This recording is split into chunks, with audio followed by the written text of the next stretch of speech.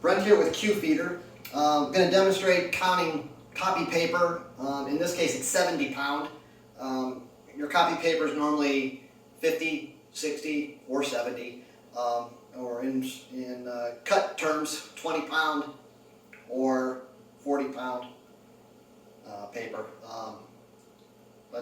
So when you go to smaller weight sheet, everything is more sensitive. So you have to make sure your tail support is set up correctly, your friction feeder set up correctly, you've picked the right number of belts, and you can find that, with some instruction sheets we have. But when you're feeding thicker stocks, folded stocks, board stock, everything doesn't have to be perfect and it'll feed fine. But when you're feeding thinner stocks, you got to make sure your setup is just so you don't get doubles. But here you go. This is feeding in tens.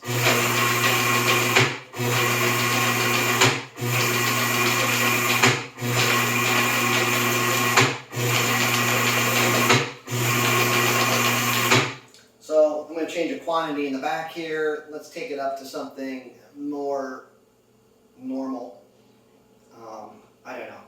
Over the years, it seemed like 100 in a pad was normal, but as the decades went on, the number in a pad went down to like 50, but of course what's in a pad depends on what the customer wants. It can be anything from 10 to 25, 50, 100, or maybe you're batching so that you can go onto your shrink wrapper. And we have a lot of our machines that feed directly into the shrink wrapper and do batching, but here's 50. And here's your trip eye. So, this could be triggered by another machine. You can use a foot pedal, just a contact limit switch, or a photo eye to trigger it.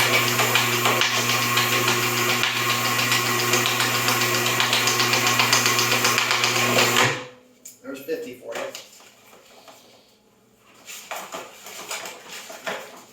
We also have jog boxes that jog it up, but I don't have one ready to go for the video, but there's your 50.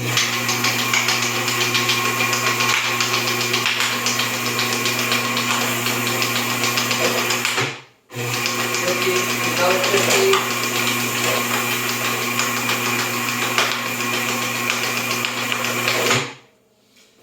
So,